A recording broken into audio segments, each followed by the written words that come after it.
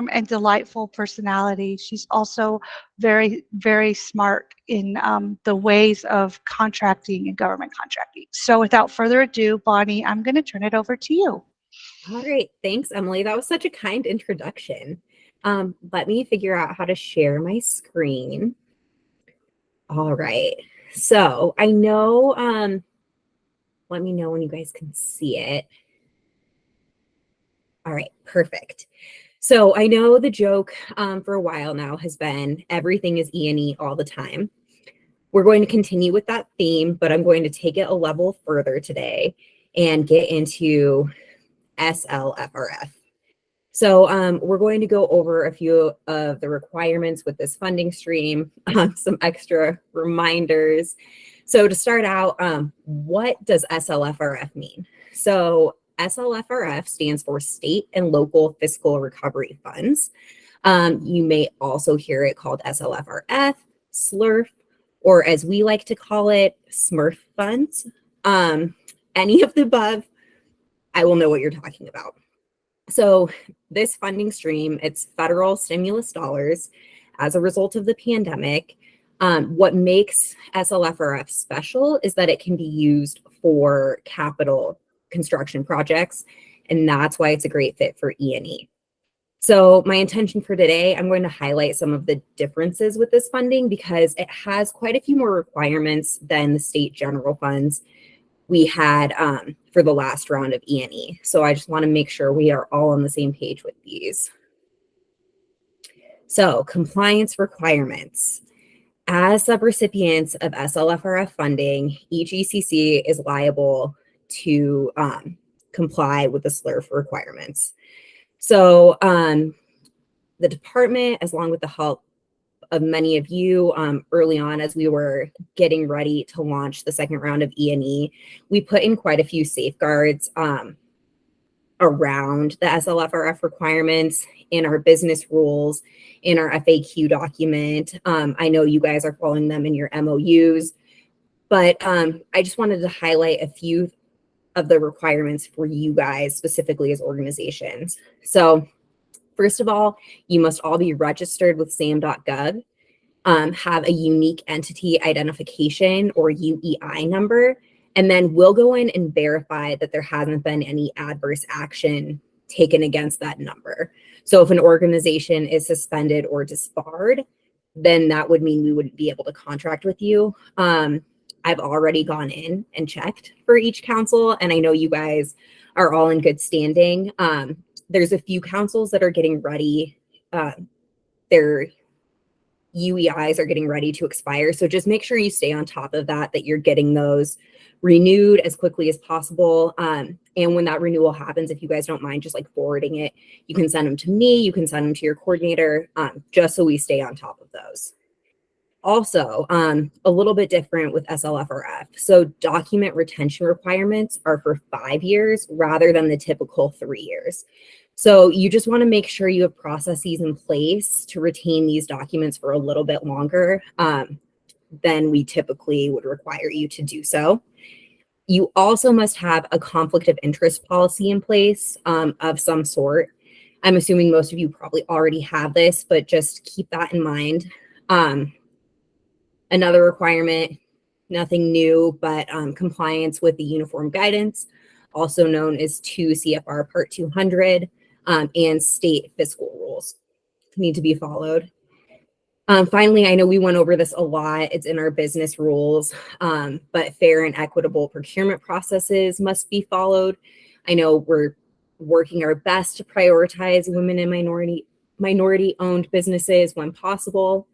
And then while this doesn't really relate to E&E, additional terms and conditions for SLFRF include reducing texting and driving and increasing seatbelt wearing. So if you guys can find some way to incorporate that in your programs, you will get extra credit from us. I don't know what that will be, but we'll figure something out.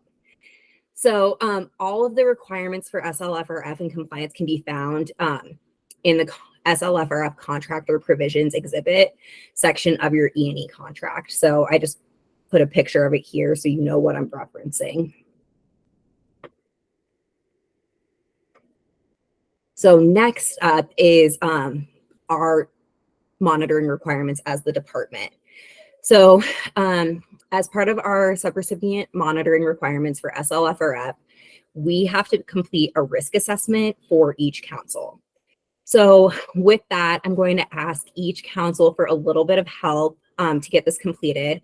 I created a questionnaire. There's a photo of it here via a Google form that I will be asking each organization to fill out. If you guys could get these back to me no later than Friday, May 19th, I would greatly, greatly appreciate it.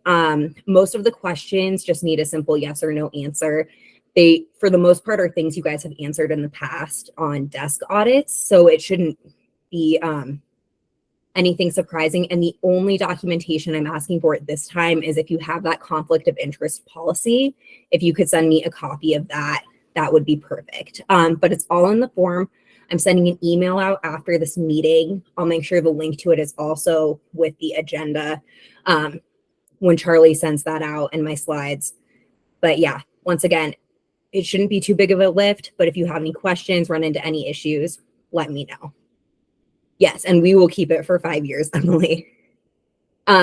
Finally, with our monitoring, there are site visit requirements. I'm going to be fully transparent here, and I don't know what exactly that will look like. It will probably be a sampling. I don't know if it'll be every council that we visit in person.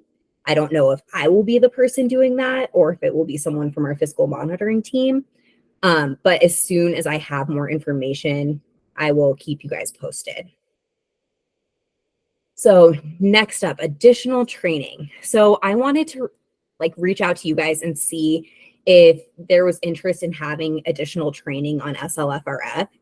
I know we met, gosh, it was like over the summer with the Office of the State Controller and our recovery officer, Lorraine, to go over some of the stuff. But I feel like now that we know more and now that we're in the midst of using this funding, it would be really helpful to meet with them. I spent 2 full days training on all things SLFRF, and I promise it won't be that in depth, but our compliance liaison is wonderful. She has tons of information. I'm doing my best to make best friends with her to get that information, but I just wanted to check and see, send a feeler out if you guys wanted to put something together, or I'll facilitate it, but put some time together so we can go over that in depth again. Hey, Bonnie, it's Emily. And how long are you thinking the training would be?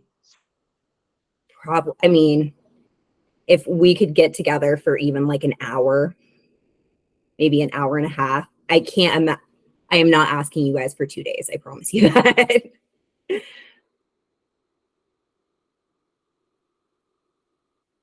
So, and you can keep me posted too. I mean, I think it would be helpful. So, but I also want to speak for the group. I work for you. It will be virtual. Karen, absolutely.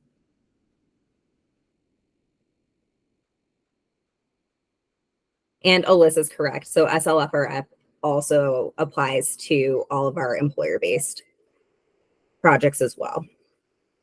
Okay, awesome. So I will reach out, like I said, to the state controller's office, and we can figure out a time, maybe work with ECLA. Yeah, and we'll get something on the calendar. And as always, like if you guys have questions, we can start compiling those, and just make sure you guys get your questions answered and what you need out of it. I'm happy to have them tailor it specifically for you guys. So kind of last thing, thank you guys for taking the time to listen to me about all things SMRF funding. And once again, feel free to reach out if you have questions. I'll send you a follow-up email about that questionnaire. And yeah, I am here for you for whatever you guys need. Thanks so much, Bonnie. And I know that this training sounds like it could be kind of contracting or heavily intense talking. And I know that Bonnie is a great trainer, and I think you'll appreciate having the information. And I think my plug for it too is that this is different than this funding requirements are different than what we're used to, and so I just think it's helpful to have that information. So the other piece I'll put a bug in your ear about is if you or someone on your team that manages the fiscal agent work for you, or your finance people or something like that, whoever you think would be helpful to have on this training, I think we would be delighted to have that. So cool. Any questions before I transition over to Eva? Emily, I have one more QRIS update too. Sure. Yeah. We are trying to make sure that we have all of our QI navigators in Salesforce correct. So we are working on, sorry, I'm updating the link. We're working on just compiling all of that information. So if councils don't mind taking a peek at this list, and if there are any corrections to be made, just let your coordinator know. These are all of the active folks with QI Navigator designation or QI Navigator Plus designation in Salesforce. And we'll be sending this after as well. And that is my very quick update. Awesome. So the non-George Lucas force, we want to make sure it's updated and has all the right people in there. So yeah, you can use the link Charlie put in there, and always you can also let your QRIS coordinator know if you have a change of individuals that are serving as QI navigators, so that they can make sure that the right people have access, and that people who need to access have it. So great. Without further ado, I am going to turn you over to our colleague Eva for some training updates, EQ updates, etc.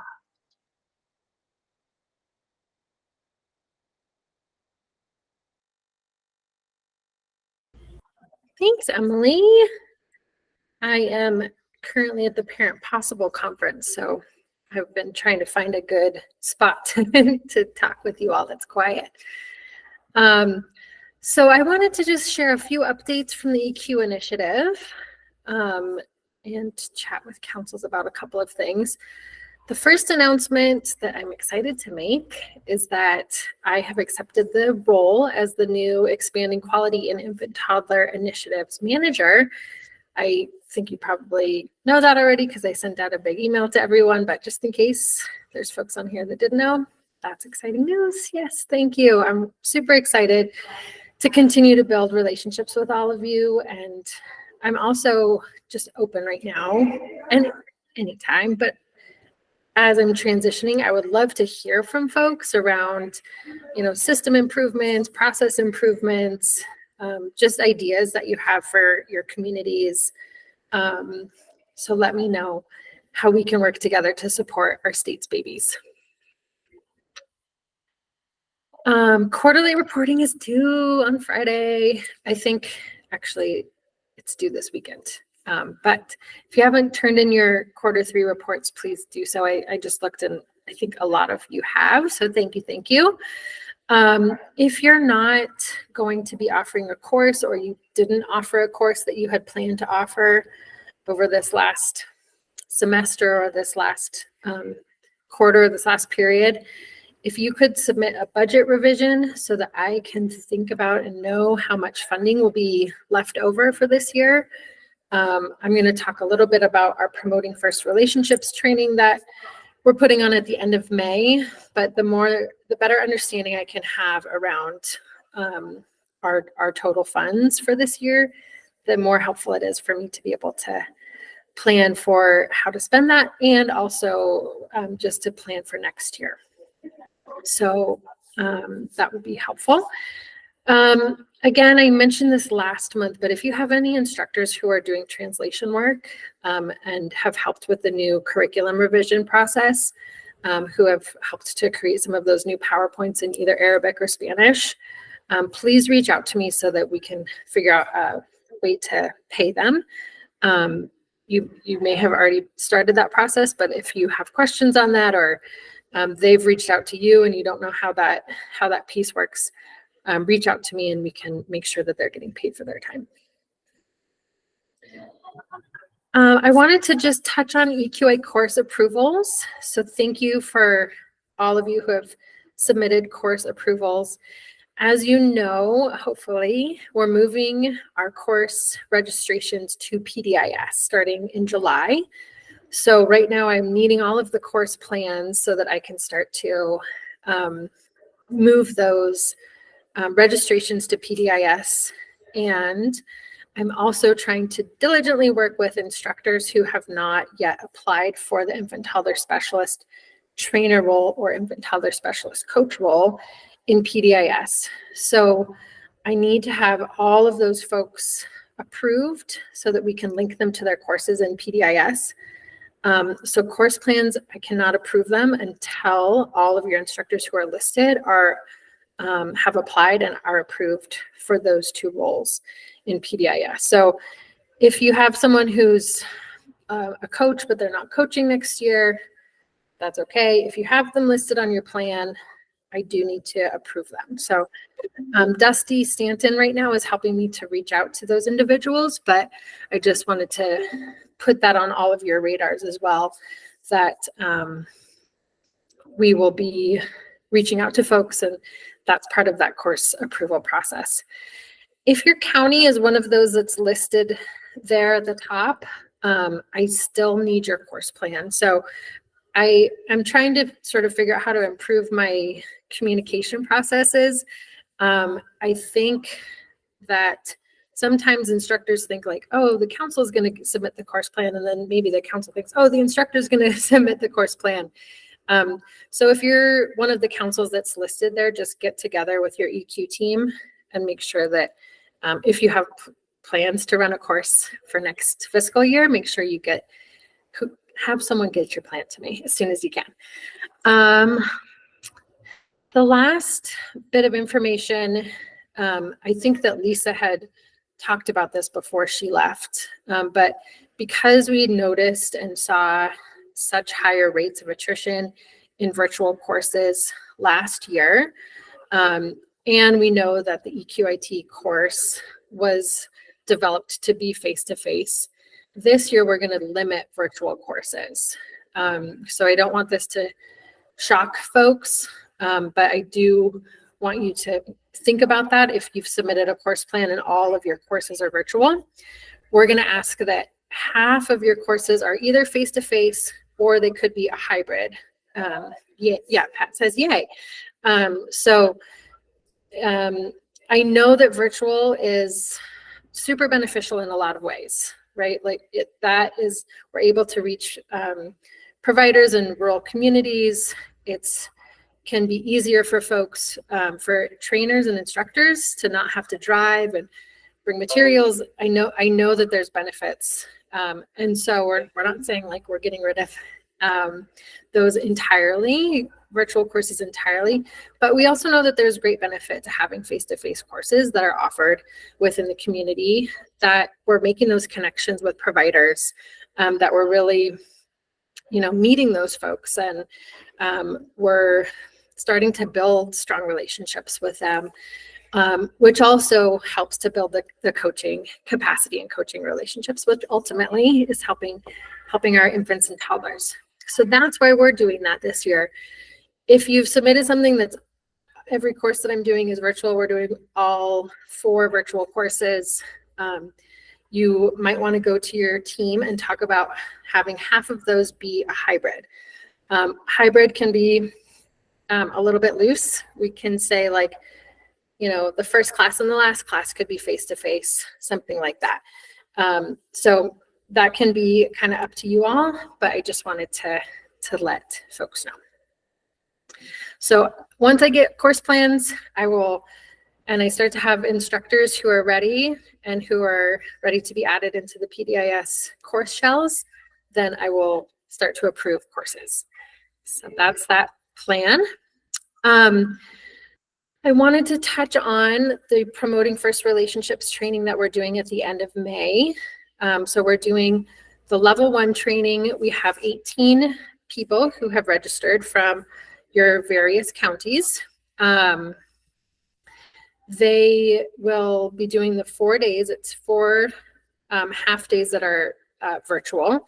There's also a level 2 option, which is after you've taken level 1, it's a 15-week additional certification process where you actually get to work kind of one-on-one with a PFR trainer who does some more intensive kind of coaching support, so that person is learning some of those skills and then being able to implement them. It really aligns well with someone who's already doing coaching. The model is actually a home visiting model, but it really crosses over into the coaching space. So we will be offering the level 1, and then there's quite a few folks who are actually interested in the level 2. Right now, I have funding to for sure send 5 people through the level 2. Sarah Roberts also has additional funding for coaching PD. So we've had about 5 or 6 more people who've indicated that they're interested in doing level 2. So for those folks, we'll likely have funding go through Sarah's avenues to support those folks who want to do the level 2 promoting first relationships. If your council is listed here, and I can't see exactly who they are because my thing is blocking, but Adams, Arapahoe, Boulder, Bright Futures, Denver, Larimer, Morgan, and Rocky Mountain. If you're one of those councils, I will be adding, yeah, I can send those flyers. Yep, I'll put that in the chat. If you're one of those councils, you have an infant toddler specialist who has said that they would like to attend the level 1 and potentially the level 2. So I've been kind of figuring out how much funding to be adding to each of your invoices, to your GAE EQ invoices. So I'll be doing that next week, and I'll send you an email to let you know who those folks are and how much we'll be adding. So I just wanted to kind of give a little bit about where we are with that. For those additional folks who will be using the funding through Sarah's coaching avenue, PD coaching avenue, I will also communicate with you and we'll identify who those folks are. We're doing an interest session with that group tomorrow, so then I'll be able to have a better solid understanding of exactly who's going to be participating in that. So I think that's my last slide. I think that is all. And let's see. Sherry, the EQIT quarterly report. So the EQIT quarterly report is, I sent that out. I sent a link out in an email at the beginning of the month, but I can send it to you. It's separate. It's separate. It's a separate report. So yeah. The next question, Eva, is will you send out flyers? Yes, I can do that. I can put a flyer. I have a flyer in my PowerPoint linked that I can put in. EQIT is in the SOW, but the report is separate. Yeah. Yeah, and I would love to, like, some historical information on how that quarterly reporting works. So maybe I can get with the QRIS team, because I thought at one point Lisa had thought about consolidating both of those. So I would love to get some background on, but we can definitely think that through. It seems we do need to answer some questions in the SOW. Yeah, so Sherry, it's a separate link. It's a Smartsheets link that we have for the quarterly report. Okay, Lola says she's going to connect. Lee, go ahead. Can I just interject super fast? I think the way that I set up at least my quarterly reports, and possibly Charlie and Michelle kind of followed suit, is just putting extra columns in so that you can report on your full scope of work. So if that's the case, yes, you may put stuff in there, but Eva is requiring a separate report for now. And I will touch base with her and we will work on, what's needed, what it looks like, just kind of trying to make those reporting alignments if that's something that we can do. So yes, it is in the scope of work. And if you do fill out your scope of work with those separate Q1, Q2, Q3, then you're probably putting something in there. But I know that report that Eva's requesting is the one that she needs for her reporting duties. Right. Okay, it- thanks, it was- guys. Go ahead, Sherry. Sorry, Eva. So I just want to make sure I have the right link that we're reporting on. So I understand what you're saying, Lilith. We can add an extra column. So I have the link for everything else. But there's a tab at the bottom of our quarterly report for systems building, QI, and everything. And it has a tab for EQIT. So do I just ignore that and leave that one blank when I send it in? And maybe we should delete that off of that quarter report so it's not so confusing for others. Yeah, and I guess I was under the impression that Lisa had always had a separate report that was in a Google form, and we just moved it into a smart sheet, so it's just a different link. Yeah, you probably do. I think and the girls that are doing the work, they maybe have it all figured out. They probably have it done. But for me, I'm always questioning if we have somebody else to do something on reporting. So if it's the tab is just not there on the other parts of the quarter report, if you all know what I'm talking about. I think Sherry, I know Michelle did hers in more of a workbook style. I personally did mine more of like a PDF style with different columns. So you all are doing something different. Just a little bit, but we're consolidating this so it will look a little bit more streamlined. But with because you are one of Michelle's counsels, the way that she was doing it, I think she did have different tabs. And so, but as of right now, yes, there should be a separate link that Eva is sending that councils were filling out. And then I think maybe Michelle had it on there as kind of like additional notes, or if you wanted to put it in there as well. Okay, super. Thank And you. And I did Sherry- see that, Eva. Thank you. Yeah, and it looks like I just looked and it does look like Tina has already submitted your quarterly report. So Super. Thank you. on our end, I won't take up any more time, but I will add that link to the flyer for the Promoting First Relationships training. Thank you all. Thank you, Eva, and congratulations. And I hope that your conference is going well as well. So our next presenter is Elaine, and Elaine is going to give us some PDIS updates. Hello, yes, I am. Let me just get my screen share going. All right. Hi, everyone. I have a short and sweet PDIS updates for you this month. So if you recall, earlier this year, we updated how verified work experience can be added to the PDIS. So the new way is that a director or a workforce manager can go directly into the PDIS, into their My Employees tab, and just add hours for all of their employees. And then we still have the same process of uploading experience letters with applications.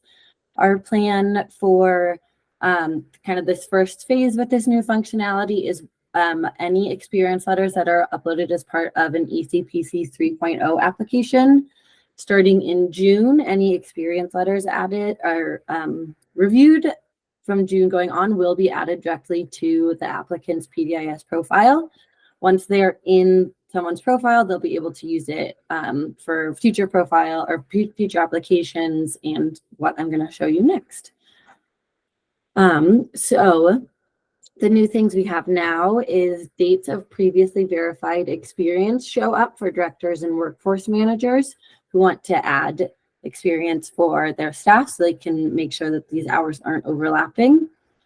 And then within the PDIS, you can now generate an experience letter and an experience summary with the hours that you have saved to your profile.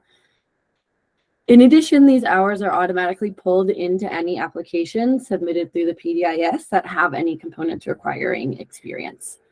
So I am going to great question, Randy. If a director verified hours, does the employee still need to upload a letter?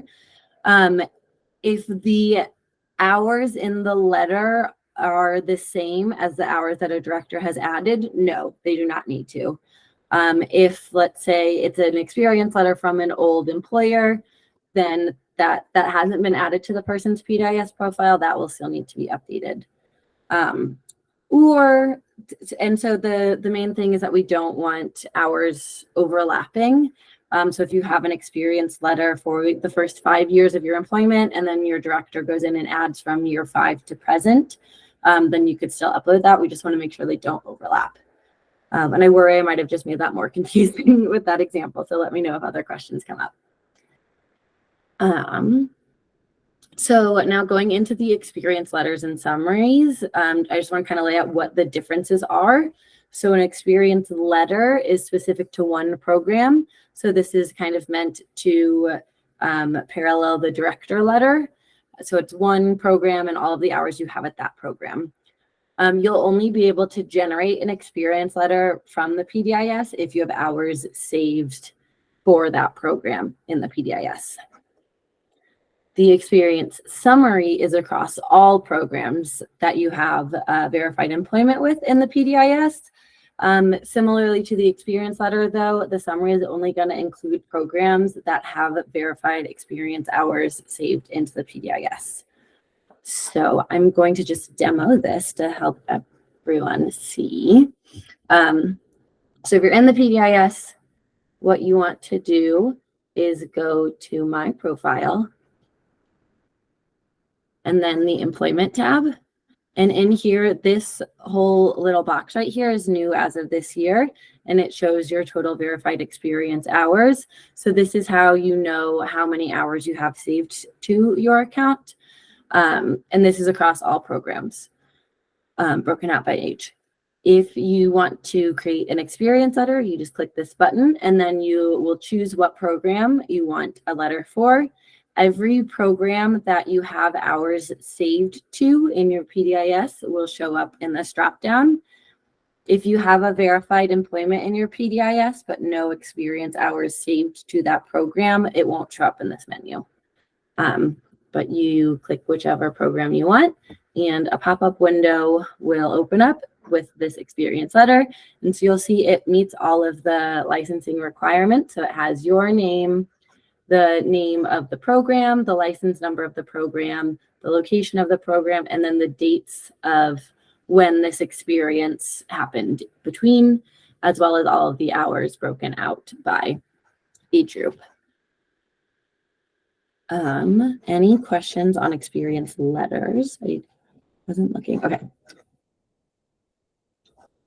All right, and so then the other part here is the experience summary. So you just click that button and it'll pop open a new window. And you'll see it looks pretty similar, except it has it broken out for every program. And so again, all of the same information, the name, the license number, the location, the dates, and the hours broken down by age group for every program. And so if you only have one program with experience hours, just one will show up here. If you have 8, it will continue on to more pages, including every program that you have verified hours for.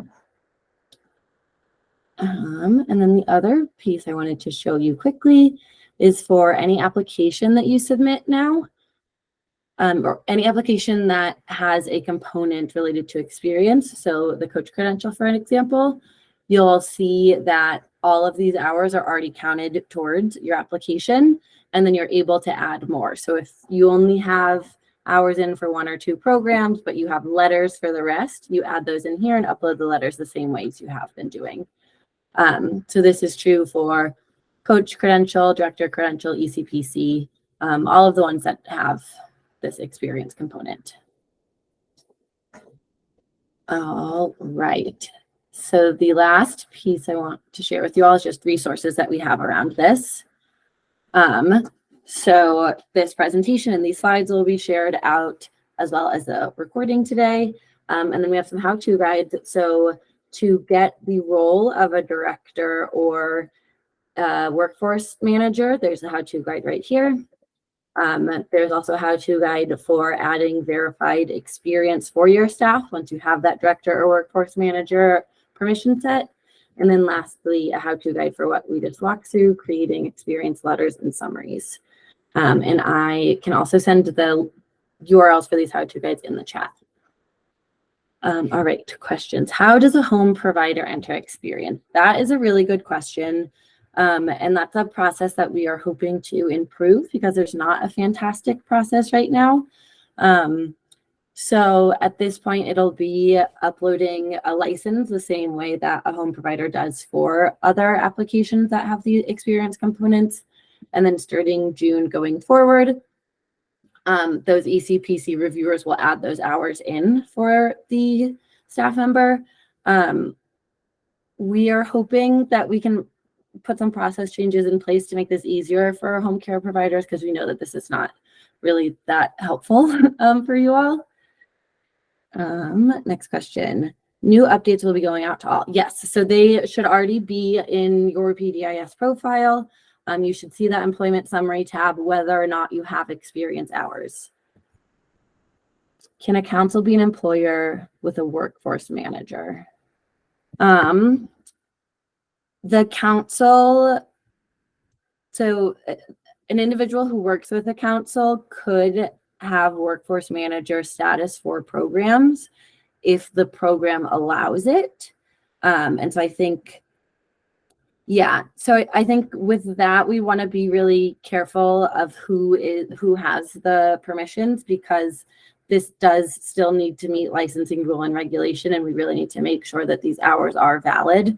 And so it's definitely possible if a program has a close enough relationship with a council for that council to be able to enter that.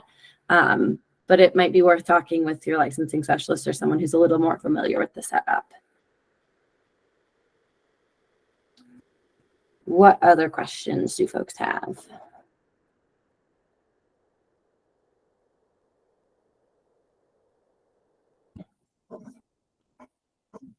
All right, then I'm going to stop presenting and we can,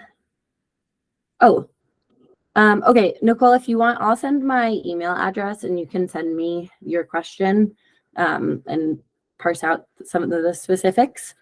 Here, I'll put my email in the chat right now. And I want to take this moment to introduce a new member of the PDIS team. We have Joni Zisman is on our team as our help desk lead. She started earlier this month.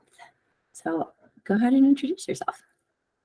Hello, everybody. I have to admit, I was snooping through the names and I was very excited to see so many people still with your councils out there.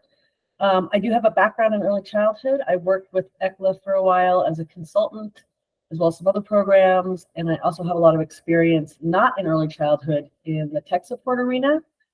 And so I'm very excited to combine the two. I'm super happy to be at CDEC and supporting councils and providers again. And we know that we're behind with our questions, and we are furiously working to get caught up. We'll be announcing some help sessions that we're going to be offering. So we'll come up with a series of topics that are frequently asked in the PDIS, and we'll create a little help session. We'll offer one topic a week at multiple times to try and get as many providers as possible. Things like how to reset your password, maybe it would be earlier, and then we will build on that. And we will not call them trainings. These help sessions will not count toward a credential, but we just want to make sure we can help providers get answers quickly and then really save our time for the folks who need a lot of one-on-one time. So we'll send out a schedule to all of y'all as soon as we have that finalized. If you wouldn't mind passing that around to your providers. And yeah, we'd like to speed things up and get people answers quickly like we were in the past. So we're working hard on it.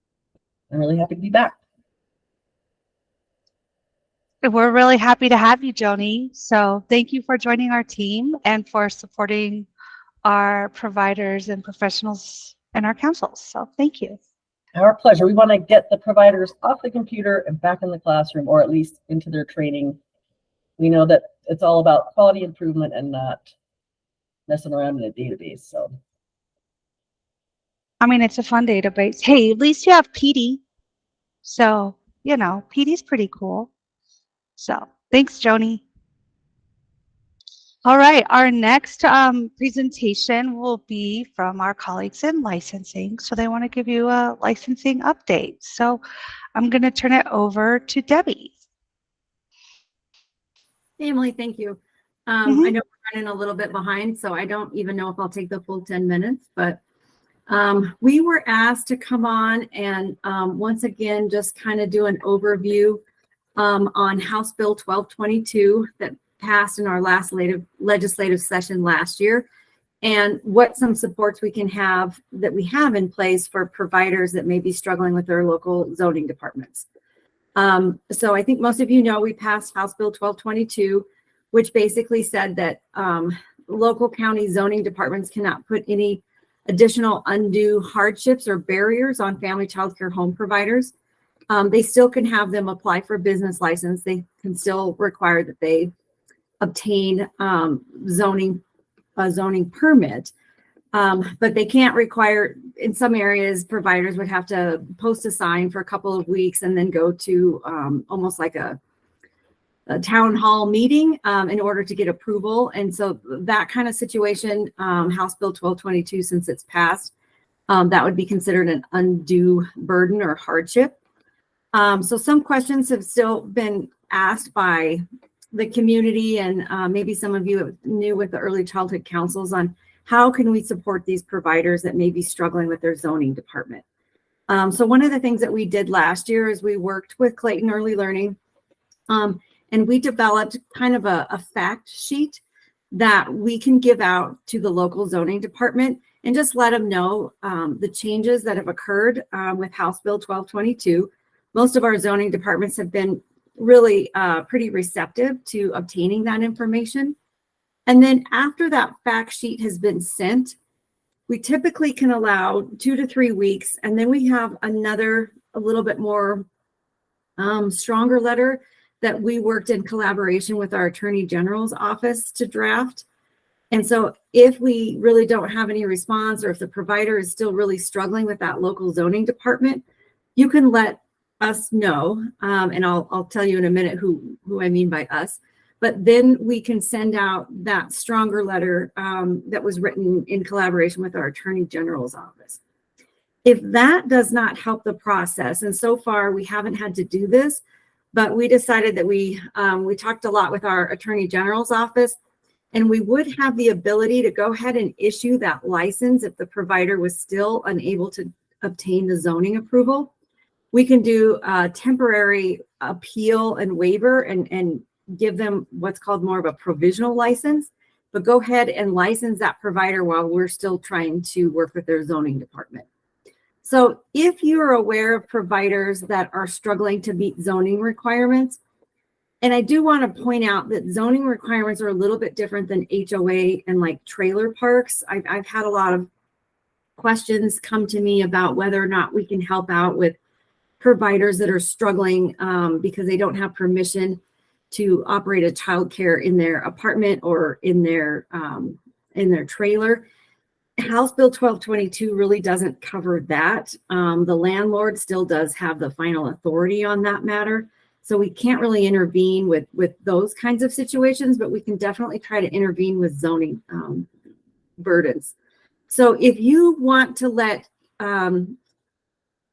in your early childhood council, if you're already working with your licensing specialist, they would be your best point of contact. And then the licensing specialist can escalate that up to Tanya Estrada and myself, Debbie Gray, and we can send out that letter. Or if you're not aware of who your licensing specialist is, you can definitely reach directly out to Tanya or I. And then I can put a link. We have a spreadsheet that gives all of our licensing specialist contact information, and I can try to find that real quick and put a link in the chat. And that's basically all I wanted to cover. I see Angie's got a question. Can you define hardship?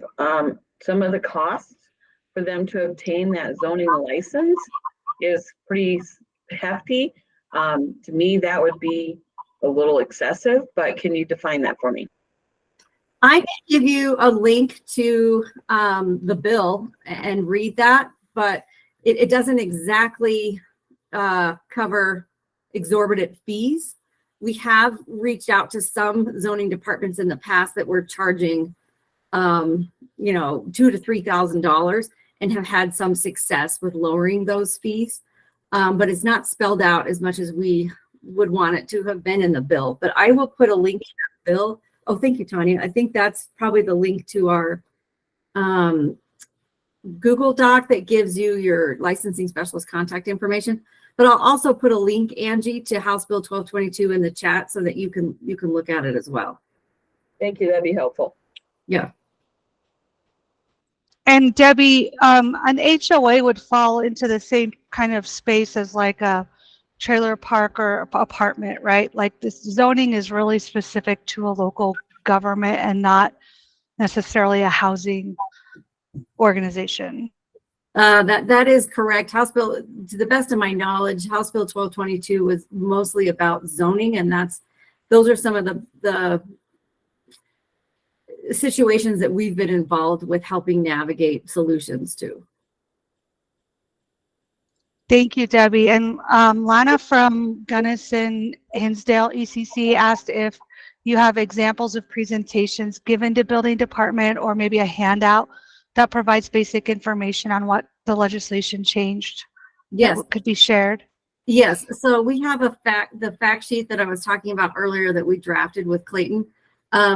We can definitely put a link to that as well in the chat. And you are welcome to share that with your zoning department. The only thing that we ask is if you're going to do that, can you let Tanya and I know, because we're trying to track all the correspondences that we have, and we don't want to have a lot of us reaching out to the zoning department at the same time and kind of overwhelm them. And then we also want to know if you haven't had any success, we can follow up with that next step. So I can definitely share it with you, but just asking if you're going to be kind of having some conversations with your zoning department to loop us in.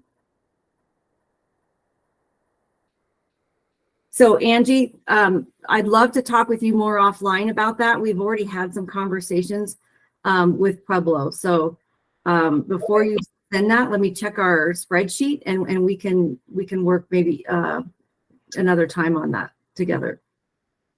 Thank you. Yeah, thank you. Okay, so Emily, that's all I have. I will look for the link to the bill, and then I will put up a link in just a second to that letter. Awesome. Thanks so much, Debbie and Tanya. Yeah, and yeah, we're so grateful for your support and that this legislation was able to support our family child care homes. So thank you. Yeah. The next item on our agenda is our colleague Kristen, and she's going to give you an update on this small businesses, right? SSBI, is that what that means? That is the State Systems Building Initiatives Unit. That's right. I should know my own acronym, Kristen. Who can keep up, Emily? It's understandable. Yeah, I'm here with my colleagues Megan LeClaire and Marika Padilla to talk to you all a little bit about some of the things that have been going on in our SSBI unit, as we like to say. So we are still, I think, new because we haven't hit our 1-year mark yet. And so just as a reminder, the State Systems Building Initiatives Unit at the Department of Early Childhood is overseeing all of our preschool development grant initiatives, as well as the Early Childhood Comprehensive Systems Grant. And so we have information today on PDG, but more information on ECCS will be coming next month. So just starting with some quick reminders and updates. Just a reminder that the 2023 strategic plan at a glance that was updated is now available in both English and Spanish. That is available on our website. As you all know, this is the strategic plan for our state's entire birth to 5 system. It includes strategies that, are sort of everyone's responsibility. And so some of those are funded through preschool development grant or other funding initiatives. Others need additional partner support for implementation to be addressed. And so just wanted to reiterate that recent updated version is available. And then I have a Throwback Thursday reminder. I'm not on social media, but I think that's a thing that is a thing, and it is Thursday. And I wanted to just remind you all that we have cost estimation tool that you all helped create with our partners at Government Performance Solutions through PDG about a year or so ago. And this tool helps councils be able to understand the cost of certain positions based on, regional market and survey data and all sorts of good stuff. And so please remember, thank you, Jennifer, yay, that's out there and there for you to use. And on our CDEC website for the early childhood councils, not only is the tool linked, but also the video about how to use it.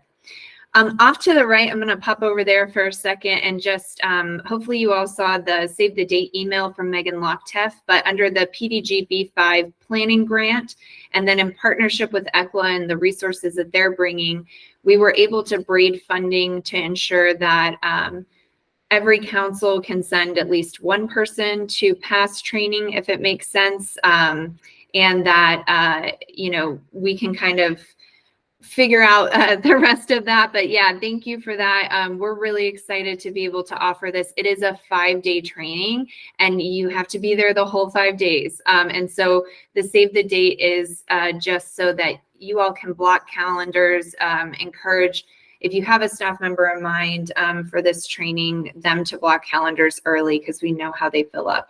And it is summertime-ish still. In terms of updates, the Preschool Development Grant Renewal Grant had their annual report due recently, and so we just submitted that. I've linked it here. It's on our PDG B5 page as well. It is a comprehensive overview of all the great work that happened through PDG in 2022. We're going to be going in depth, but briefly on this report at the PQA meeting, ECLC PQA meeting on May 12th. So make sure to attend that. Otherwise, great reading for when you have spare time. And I say that jokingly. I know no one does. So we will do a good job of highlighting, but it is really incredible to see how much foundational work has happened through the grant. And obviously you all have been a huge part of that. So I want to make sure you take time to recognize that work that you've done. So other big updates related to both of these are for our new planning grant. We're doing an updated birth to 5 needs assessment. Colorado Health Institute is going to be our vendor. They are moving fast and furiously because we have not a ton of time to get this done. Right now, the plan is to engage councils through key informant interviews, but they're also planning to go to existing meetings. And so the first opportunity upcoming for input is going to be that ECLC PQA on May 12th, so plan to be there. We are also updating the strategic plan, making sure it aligns with the new early childhood framework refresh that's happening through the ECLC. And that is in vendor selection right now, but the ECLC strategic plan working group will be reconvened for that purpose. This is a quick, I'm sure you all have seen the request already, but please help spread the word for the PDG B5 family survey. This is being done as part of our renewal grant evaluation efforts. But really what it is to understand what it is that families want and need for their young children. And that is going to help us not only understand the impact of PDG and where we need to go, but as a department, how we need to guide our work moving forward. So it closes on May 31st. If you haven't yet spread the word in your community, please help us do that. Okay, I'm going to send it over to Megan. Hi, good afternoon. Megan LeClaire here from the SSBI unit at CDEC. I'm here to talk just very briefly about a timeline for the shared measures for this year. You can go to the next one, Kristen. Thank you. So it's May on Monday, which is so wild, but we took all of your feedback from the last round of shared measures reporting from last summer, and tweaked some of the measures, and we have a new set of measures that some stuff didn't change, some stuff did change. So you will see all of these updates in June, but I'm sorry, you're going to get a preview of this at your ECLA membership meeting, which is coming up in May. And then for June, we're going to share all of the information that you'll need for the upcoming reporting period, just similarly to what we did last year. So in June, we'll give you an update at the Hot Topics call that's happening on June 9th, and we will include the data collection form, the Google form, just like last year, with the updated guide, any FAQs, sign up for office hours that'll take place in July with myself and Enola from ECLA. And then there will be an even more detailed timeline, more detailed than this one you're seeing here for the month of July, for when you all will actually collect the data. So that's here on the screen as well. July is the reporting kickoff. There will be multiple opportunities for you to connect with us along the way should you have questions. And the due date will be August 15th. So just a quick little timeline, just so you know what's upcoming, but there will be more information shared with you in the coming weeks.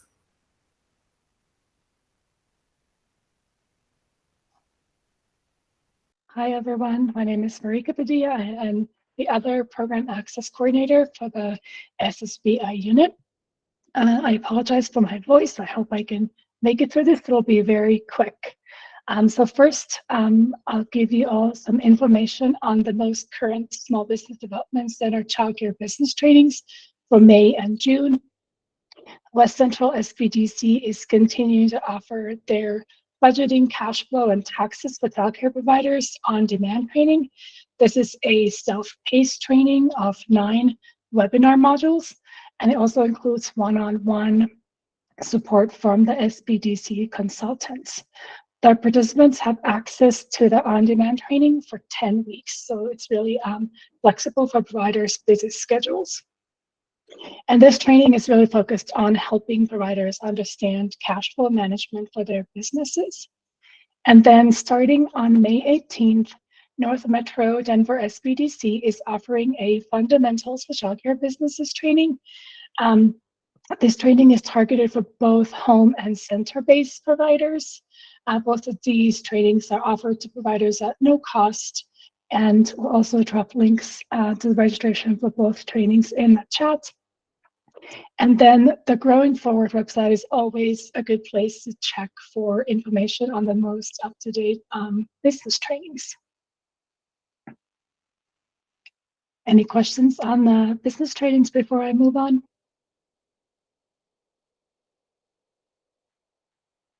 Okay, so I quickly want to talk about the transitions work that we are doing, the PDG Transitions Toolkit and Roadmap.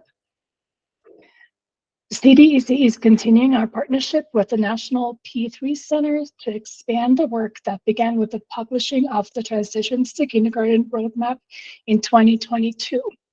And the roadmap provides strategies for ensuring a comprehensive system of transitions to kindergarten. These strategies are intended to be used by both the sending side and the receiving side. And when we say sending side, we mean early childhood education programs. And receiving side is kindergarten, elementary schools. We understand that while the roadmap provides a foundation for transition practices, tools are needed to support communities in implementing meaningful transition practices. So the first tools that were developed were the English and Spanish versions of the Transitions to Kindergarten timeline and checklist. We'll have them linked here for you on the slide. And we are now in the process of gathering feedback on what other kinds of tools, supports, or materials might be beneficial to local communities, partners, and families. The National P3 Center has created a survey to gather this feedback, and you can access the survey via this QR code on the slide, and we'll also have a link in the chat. The survey closes next Monday, May 1st, and we understand that there's a kind of a last-minute request for feedback, but we greatly appreciate any feedback you can provide on the tools to support transitions. I also wanted to quickly add that this work will culminate in an early childhood transitions summit in October.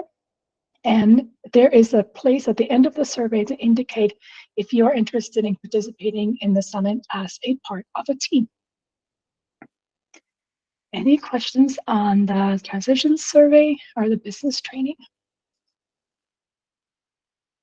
And our email addresses are there in the slides, so if you have any questions after the presentation, please feel free to contact us. Thank you. And any other questions for the earlier parts of the presentation too?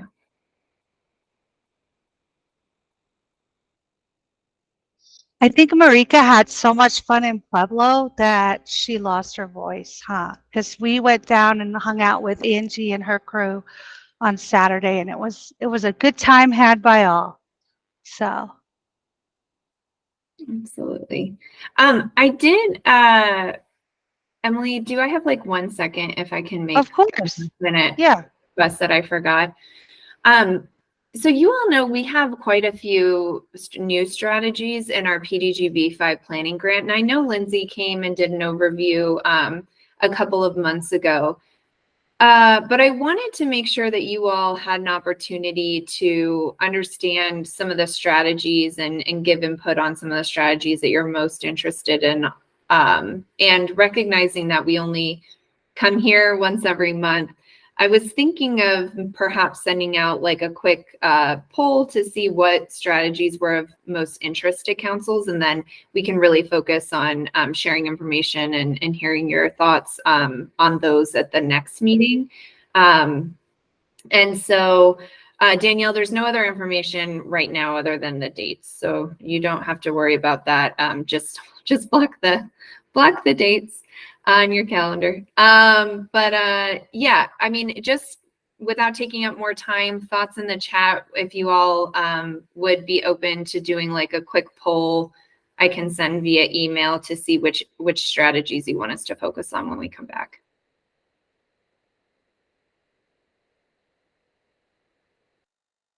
Thanks, Stacy, or a thumbs up emoji works too. And if you do a lot of them, they explode, and that's always fun. All right, thanks, Emily. My pleasure. All right, so look, Lana's doing it all. So's Tiffany. I love this. Everyone's like thumbing it up. Oh, that was so cool. Kristen, you have so many gifts that you bring to this team, and one is emoji expertise. So thank you for bringing some joy to our day. So the next piece of our presentation is, I need a drum roll. It's me, E&E. That's right. So give me a moment. I'm going to pull up my trusty tab. And some of you on this call get to hang out with me twice a week at office hours, and it is always awesome. So start slideshow.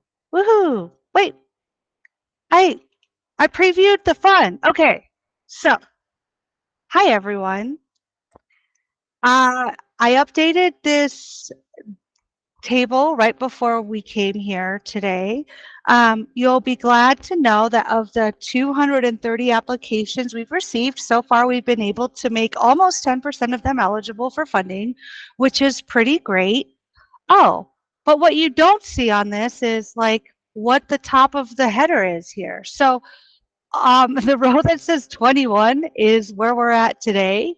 Obviously, this is the date, this middle row, and the last one is the change from last time we've reported on this. So sorry, I'll fix that for us in the next time.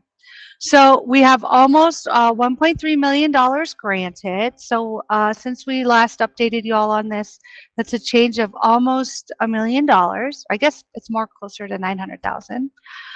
We have over $11 million of funding remaining in E&E to award, and this does include the indirect with that goes to councils. So you'll see that the amount that we've granted and then the amount that it's changed by is pretty similar. So it's gone, we've, like I said, awarded almost $1.3 million. We have a number of new slots potentially added. So these are what was either put in their licensing application, or actually we've been doing a pretty decent job of being able to verify those slots that we've been able to add by age group. I will say that if it's a program where we were able to make an eligibility determination that they are eligible, but they haven't opened yet and it's not final yet, then that's where this number will change a little bit too, because we haven't been able to verify that. But that's an increase of 400 slots since last time we talked. We currently have 185 because there was an application that someone told me I was ineligible. So since I updated this, we're still having 186 under review or in receive status. Now, I want you to know that Christy and I have looked at over 100 of these applications. So that's not 186 that nobody's laid eyes on. That's just basically our way of saying these are the number of applications that an eligibility determination hasn't been made on. So the next thing we have is the new slots under review. So this number is wild because you'll have, this goes on what was put in an application. So a lot of times what happens with the provider or program is they put in their current slots, or they put in the additional and their current slots. So this number is what is in the application data, but hasn't been gone through any sort of verification process. So you'll see that we have over 12.5 million total that we can award in GAE funding. And so we're chipping away at it. I have to say, some of you, I sent an email out introducing Christy to you all, and to the councils and the E&E folks that are on my E&E list. And I just want to give a huge shout out to my colleague, Christy. She is the stabilization grants manager. She manages the indoor air quality and the health and wellness, mental health grants. And Christy's like, I have some capacity. I can help you, Emily. And so she's been helping. And so what I have to say is I anticipate that these numbers around eligibility determinations will be kicking up a lot. If you receive an email from Christy, she's on Team E&E, so you know she's got great experience reviewing applications and large purchase orders, and she's learning the nuances and the joy that is all E&E all the time. And she also is sitting on the eligibility determination committee with me and Bonnie and Karen and Debbie and Tanya.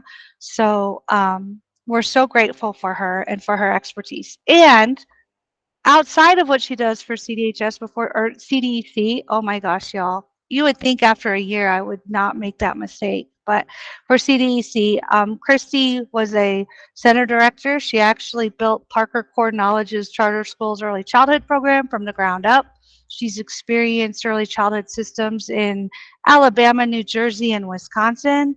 Colorado is her home. So, you know, I love that she's got that on the ground experience of a center director and provider. And also, she's getting her MSW. And so she's learning to geek out on policy and where policy meets practice, which is exactly what E&E is, right? Is that nexus. So she's helping us. The other thing that I've been asked is if you have capacity to include coaching on these E&E application budgets, that would be awesome. What we've heard from our colleagues in licensing is that they are receiving more referrals for suspected child abuse and neglect, and a big thing that can help with that is coaching as well as professional development. So just as we're working through these budgets and as we get ready for next round, if there is capacity to support new providers or the teachers that'll be in the new classroom, or the director, if they need some support around business practices or something that will help with that capacity, we ask you to please consider building that in. The other thing that I want to point out is here's some things that Christy and I are seeing. that can delay an eligibility determination. So the biggest thing we might be missing is insurance or license information for contractors. This reminds me that we had a successful RFP and we've issued the notice of intent to award. So we're in that 10-day window to get our TA vendor that'll help us with all things capital construction projects. So that's pretty exciting. I'm going to ask them to come to our office hours with me and Christy, because I know a lot of the questions that we all have is, what is this and what are we looking at? The other thing that we're seeing sometimes is that there's not a second bid for a single item over 5,000. So some of these shade structures that you might be looking at might be over $5,000. It doesn't happen a lot, but it can get kind of buried in a material list sometimes. And so those are the other things. And then some clarifications from licensing. So we have programs that are still waiting for either a consultation guide or an original inspection. We have some programs where licensing's done a consultation guide and we just need to clarify the age group and number of slots piece. This is a big deal if it's a borderline between, like, if they have 10 toddlers, then they can get up to $200,000. But if they have 9 toddlers, I mean, I'm saying that outside of the 10 of the 40 new slots is what I mean. If it's those borderline cases, that's where it's really, really important that we know how many of the slots by age group, because it literally can change amounts quickly.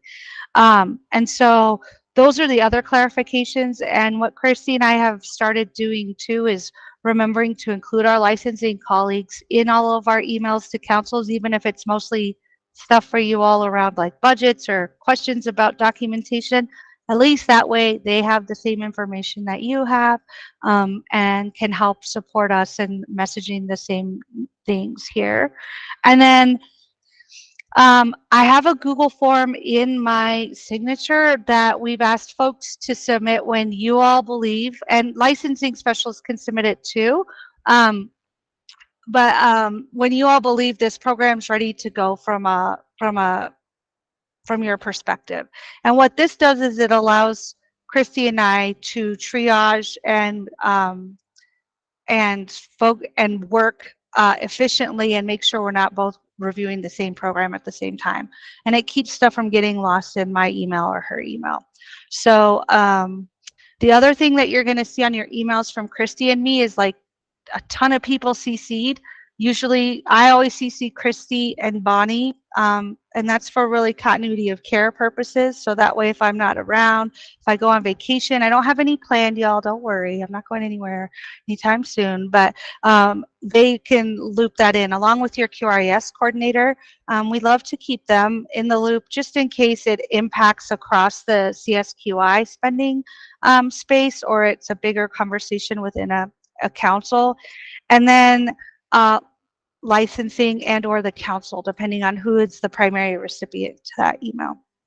So when a program is eligible, you get this amazing email from Christy and me. I say that because it's a nice form letter that sometimes we forget to update one little part, and then it's like, we're like, oh yeah, well, did we say this? We meant that. But it breaks it down by how much they're eligible for overall and in what amounts. And then if there's any restrictions to the funding. So the other thing that we're not going to pay for is TVs. So we're not going to pay for TVs. So if you see that, or you know you have providers that have TVs in their budgets, just know that those are not things that can be funded, because from a licensing place, there's no more than 30 minutes of screen time a day and no more than 60 minutes a week. So there's really no licensing or quality foundation for that TV space. So I just put that out there. We haven't seen a lot of them, but we've seen enough that I'm obviously mentioning it here. The other things that aren't funded are architectural fees. We're not paying for staff time. So if you have programs that have to send folks to training and want to pay for the hours that they're doing that, We can pay for the substitutes for those folks to go to training, but we're not able to pay for that staff time. We're not going to pay for franchisee training. So if there's travel costs or other things associated because someone purchased a franchise, those types of things. The biggest one we see though is usually architectural fees or things like that. So office hours. So I have a lot of folks on my invite for office hours and I love it. I love seeing you all there. If you would like to be invited to office hours so it shows up on your calendar for the rest of time, I am happy to do that for you.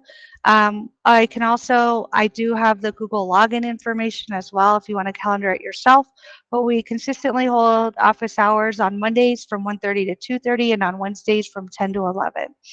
We have a lot of folks that come to office hours just to hear the questions asked and to learn from each other. We welcome that. I think that we have definitely, I used to have like one or two council folks that I would joke were my co-hosts. And now I have so many of you all that come regularly that y'all my co-hosts.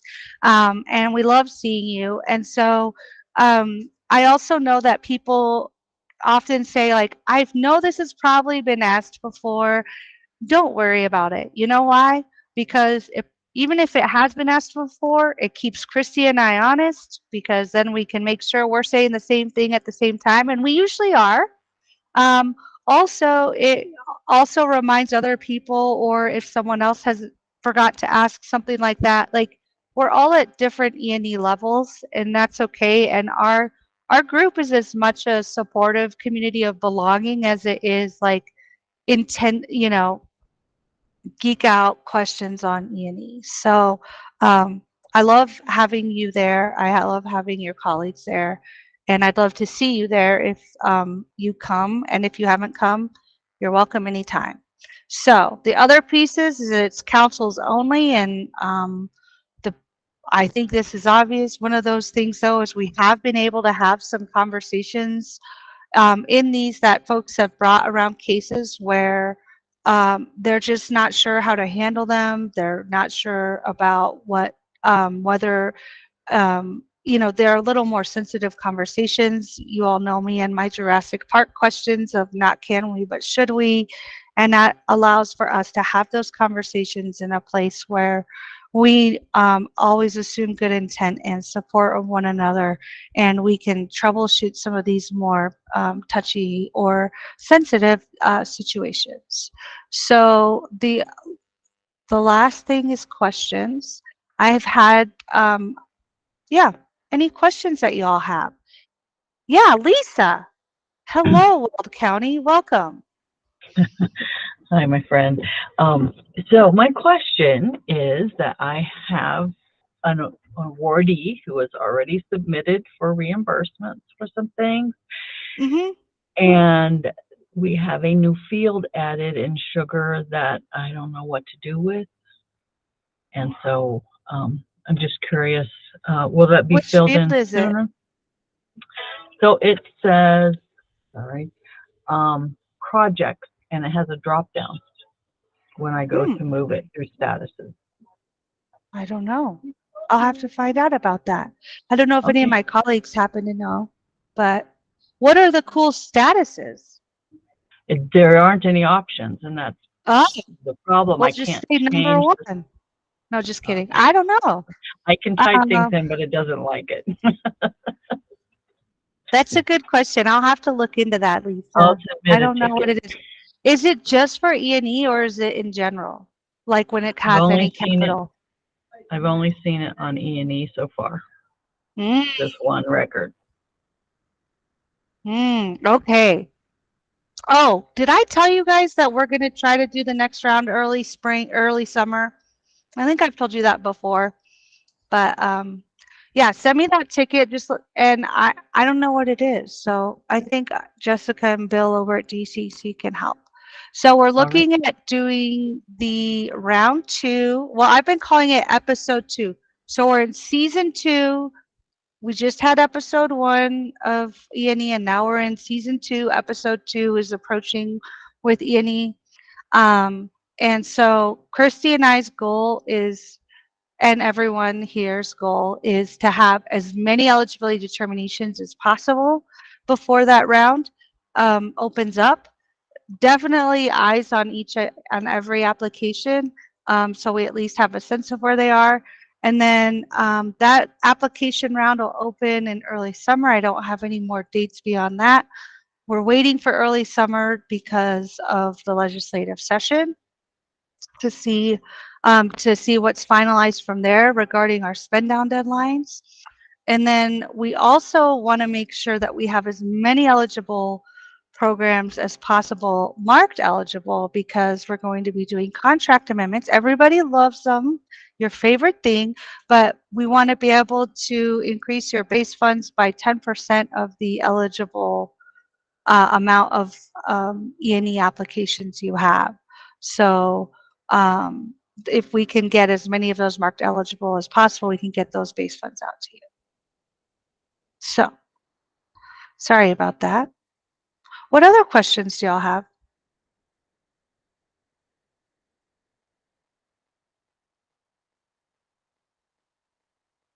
All right, so just to compare to last year, we had over 460 applications total last year for E&E, and we had 254 eligible applications. So I just put that out there because I'm really happy that we're doing it in episodes, because I think it helps us all have a better sense of where we are at a given point in time. So if you have questions, don't hesitate to reach out to Christy or me. If you want to be on the office hours invite, shoot me an email. I'll get you on that invitation so you can hang out with us. And once that RFP process is finalized, I'll be sure to let you all know. And yeah, thanks for all that you do. Okay, last but certainly not least are our colleagues in CCAP. So I'm going to turn it over to Sonia and Michelle and Ella. So thanks, everyone. Hello, everyone. Thank you for having us. I'm going to present my screen really quick. And Michelle and I are going to talk to you about the slot contracts option through CCAP.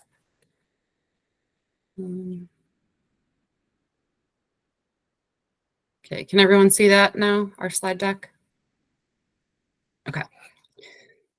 So maybe we can go through introductions really quick. My name is Ella Feldman, and I am the one of the program services specialists on the CCAP team. Thanks. And I am Michelle McEnbrown. I am the program services supervisor on the CCAP team. And Sonia, I think you're here as well. Yeah, I am. I'm Sonia, and I am the program services team lead on the CCAP team. Okay, I'll go ahead and jump in. So some of you might have already heard about slot contracts, but I'll just kind of go over what the basics are. So it's a method that counties can use to pay providers to hold a slot for CCAP children. So when providers do have a slot and do slot contracts, they're paid for the slot whether or not it's occupied by a CCAP child or whether it's vacant.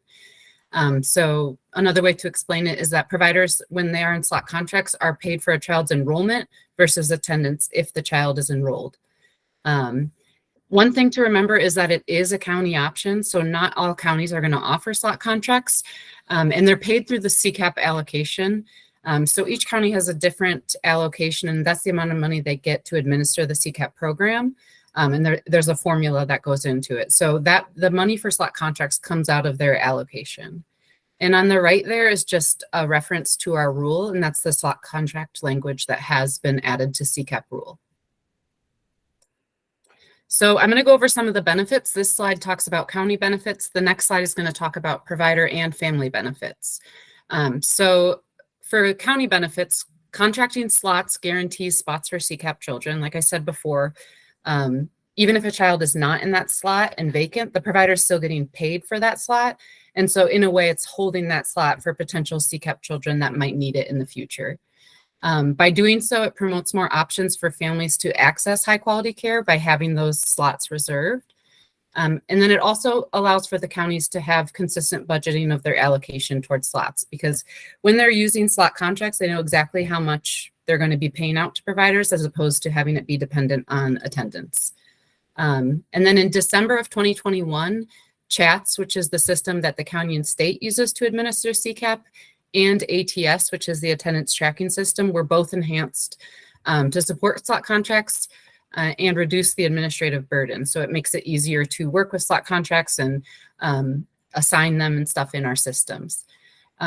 Use of slot contracts also incentivizes more childcare providers in target population areas. So that could be more providers for infant and toddler care, children who have additional needs, and then children who need care during non-traditional hours, such as overnights or weekends, and then also children in underserved areas that, childcare deserts.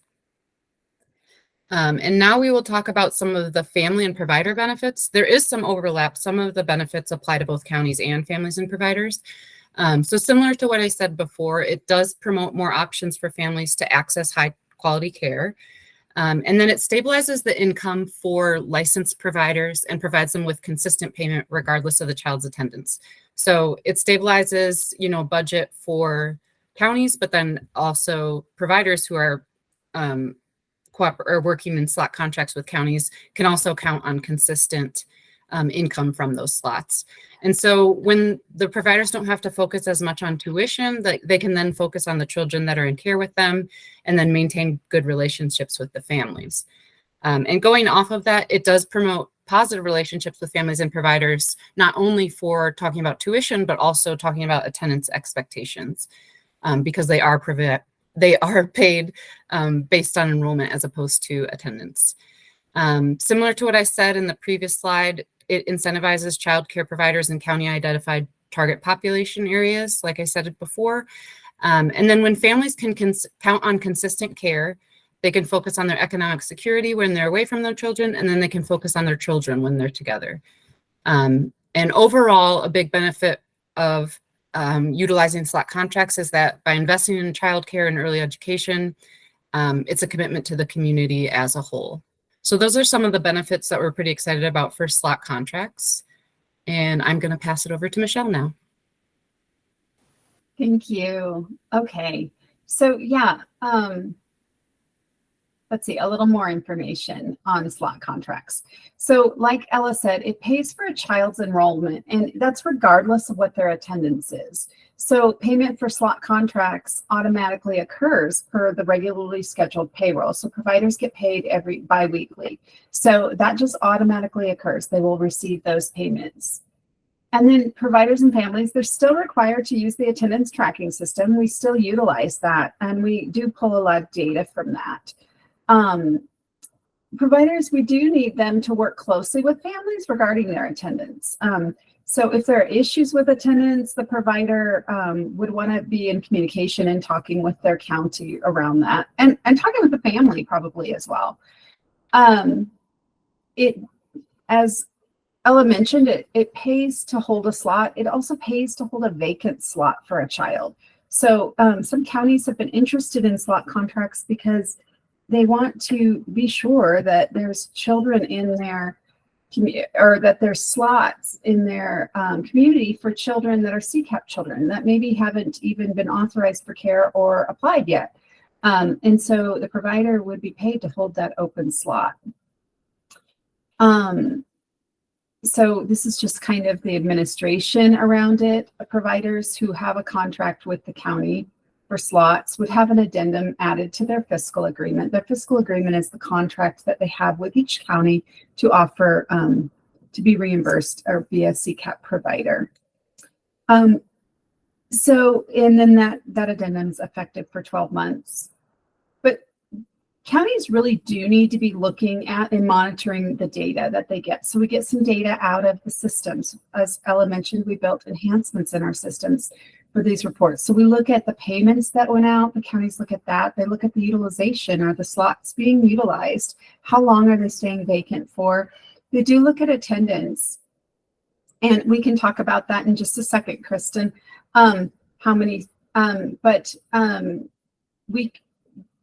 Also, cumulative attendance is something that's pretty important because this is part of our rule. And so we are looking to see that over time, we want to see attendance thresholds, hopefully, with each child. We want to see children attending, like if they're infants, at least 75% of the time, or 80% of the time, or 85% of the time. That doesn't mean if they're preschoolers, sorry. 75% for infants, 80% for toddlers, and 85% for preschoolers. But that could be, the county determines whether that would be every 3 months, like quarterly, or every 6 months. Most of the time, counties have talked to us about their interest in doing 6 months, which is understandable. And it doesn't mean that the family would like not be able to attend any longer, but that means that a conversation would happen and a determination would happen, you know, to see kind of what's going on. Why are they not utilizing the care? What are the needs of the family? Things like that. We can go to the next slide. And I guess what I should have mentioned is our system, as I mentioned, we do have reports. So when we did our enhancements, we built reports so that providers and counties could easily see this information and this data. So payment based on enrollment. We want to talk about this. Currently, CCAP is paying based on enrollment for infants and toddlers, which is a great thing. We're really happy about that. So all providers for all children ages 0 to 36 months as of July 1st in 2022, they're getting paid based on enrollment for that child. And so this is a really important initiative because it helps stabilize childcare businesses. It increases access for infants and toddlers enrolled in CCAP. So, and the full payment for enrollment for the full month goes out regardless of the attendance for that month. But again, we really stress that it's really important that providers are working closely with families on attendance. So the reason we want to talk about that here too is because it's similar to slot contracts in the sense that they are paid monthly for this age group, but it doesn't pay for a vacant slot. And we're working with one county who just started doing slot contracts. And that was why they want to work with the infant toddler population, but they really want to focus on having slots available for CCAP children. So they are hoping to do this option. And then counties can choose to offer slot contracts for this age group so that they are paid for those vacant slots. So they have that option. Let's see. Okay, I'm doing the next slide. Okay, so this slide just goes over a little bit of rural development. And we worked with a whole work group back in 2019 to look at our system enhancements needed, to do a pilot, to understand, what were some of the barriers. And this work group included families, included providers, community stakeholders, and county staff, the county CCAP staff. And so we completed a 6-month pilot. We worked on rural development as well through this process. But some of the findings from the work group and the pilot were that we needed to support providers to increase access. And again, as we've mentioned a few other times, slot contracts would support consistent funding, hopefully increasing provider engagement too. We're always looking to increase provider engagement in CCAP. Attendance is an ongoing challenge. We know that's something that providers are faced with. And this would allow them to receive consistent CCAP payment, regardless of the child's attendance. And then, like I said, we addressed those and created those attendance thresholds. And we really looked at those attendance thresholds so that we could base that upon some data, age group data. And so we really wanted to be cognizant of the fact, like, infants often are sick. Toddlers are often sick. And so we really looked also at, like, even Head Start guidelines, things like that, to ensure that we weren't exceeding anything, any other federal, attendance guidelines, but also making sure that we are being thoughtful of what the real data is telling us about, children's attendance. And And so the system had its limitations, and that's what caused us to move forward in doing our enhancements. Looks like we're at the next slide. And this is me again. So these were some of the rules, this is a little more information around the rules. They became effective on 7/1 of 2022 as well. And it clarifies which childcare providers can enter into a slot with the county. Our rule provides consistency around the required policies. So each county has to submit a policy, and there's some specific forms and reporting forms that they need to use. It added monitoring time frames. The rule also introduced the cumulative attendance that I just talked about, and rule clarity, provided some clarity around system changes and the use of slot contracts. So, and I will get to these questions that are in the chat. I don't know, we might actually answer a few as we go. And if not, we will definitely get to these questions. So the slot contract funding, it's just, we just kind of wanted to show the process. So for CCAP, we receive federal funds from the Child Care Development Block Grant, and that money is distributed to states. And then once we've received that, then the funds are then allocated to counties. We're a local control state, so the funds are administered to counties so that they can administer CCAP in their county. And so this is an important thing we wanted to note. Counties that choose to use slot contracts have to pay for that from their allocation. So they don't receive additional funding or anything like that. They would have to budget that into their allocation, in addition to their regular CCAP payments for any children that were not on slot contracts. And then, as I mentioned earlier, we have a biweekly payroll. So regular payments are made to licensed providers that have an active slot contract. Again, whether the slot is occupied by a CCAP child or is vacant.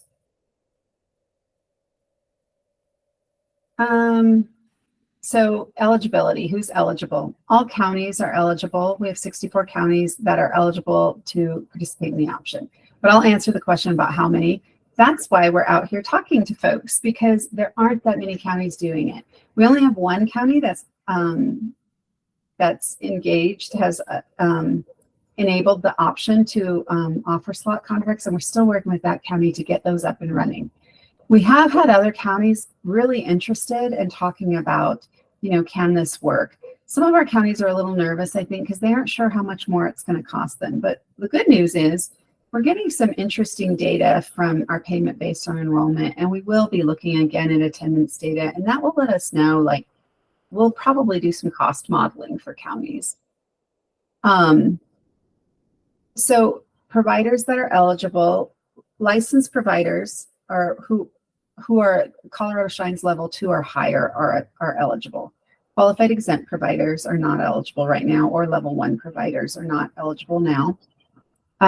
Providers must meet the county identified priorities indicated in the county policy. So you heard Ella talk earlier about target populations. So counties really tell us what their need is. We need to work on infant and toddler. We need to work in this community because it's a child care desert. We need to focus on this area or this age group. And so counties really, they really drive what their needs are, because they know what their needs are. And they develop those target populations within their policy. So providers that would work with counties on slot contracts would have to meet those county designated target populations or target areas. I can do this one, Michelle. Yeah, go ahead, Ella. So Michelle was just talking about how every county has the option to participate, but it is an option. So this is how you would be able to check if a certain county does offer. So like I said, it's a county option, and you can check the county's current county rate plan to see. That's where they would designate whether or not they want to enable the slot contracts option. And so to be able to find those on the CDEC website, the Colorado Department of Early Childhood website, if you click on for providers and go to the CCAP section, there's a link that's titled Provider Reimbursement Rates and Payment. And then there's a link there in that section that says View CCAP or county CCAP policies and rate plan. And so when you navigate to a county's county rate plan, you just have to scroll down to the section titled slot contracts, and it looks just like that screenshot that's on the screen. And so that's where they would indicate whether or not they're enabling slot contracts. And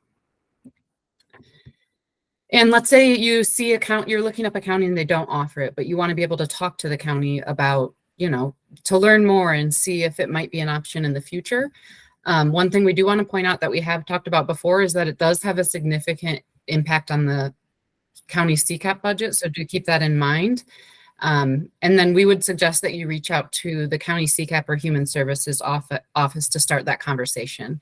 And there's a link on this slide that takes you to where you can find contact information for the counties if you don't have it already. So now we can take questions and address any questions in the chat that were not answered in the presentation. Yeah, so I think I answered Kristen's question. And you answered it. You told him, I answered how many we have right now, but you answered where they could find it. And so right now, I think it's Garfield County is the county that has enabled slot contracts. Jennifer, the rate that slots are, the provider is paid whatever their CCAP reimbursement rate is. And so rates are set by the county, by the state, based on a formula and based on the information received from the market rate survey that providers respond to. And so those state established rates would be the rates that the provider would receive. Just like if they were doing regular CCAP, they would receive the same daily rate. And then will the slot rate increase? The rate would increase if we are able to increase provider rates. Then again, that's the same rate that they're paid, so that would increase at that time when that would occur. And Sherry, you have a question. When are the county plans submitted? County rate plans, there's not a schedule of when they're submitted. Counties can submit whenever they have a change. So if they wanted to enable slot contracts, they could submit a new county rate plan for the following month, or even if they wanted to do it a couple months in advance. But we don't have a specific time, or they don't expire or anything like that. They are effective until the county establishes a new one. And I think that answers all the questions. Do we have any more questions that were in the chat? This county that's been doing it we're like I mentioned earlier, they are just now getting it off the ground. Actually, we have a meeting with them, I think next week, to help them out a little more. So they haven't, I don't think they've seen anything yet because they're really new to it.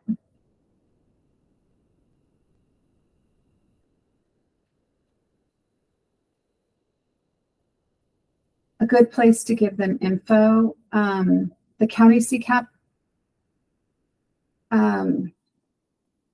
Don't we have a whole folder in our CCAP resources folder on this, Ella?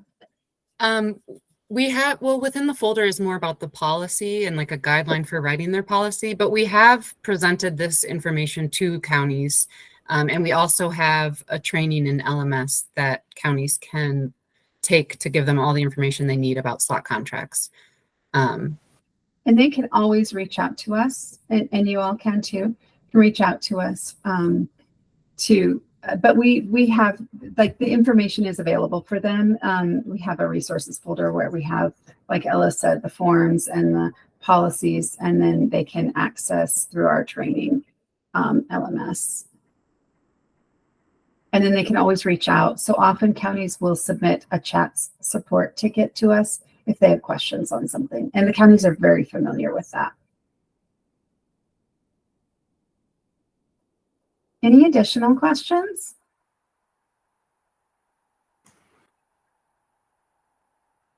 Lisa, yeah, I'm not sure that this would impact, we've talked about it a little bit. I'm not sure what the impacts would be if they did stack CCAP with UPK funds in terms of how it might affect slot contracts. I'm not sure that it would. but I don't think we've fleshed all that out in the work we're doing with UPK.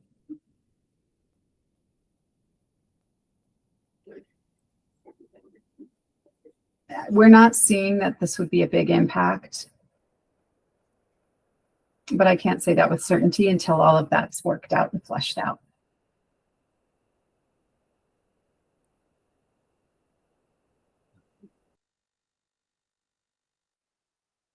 Any more questions?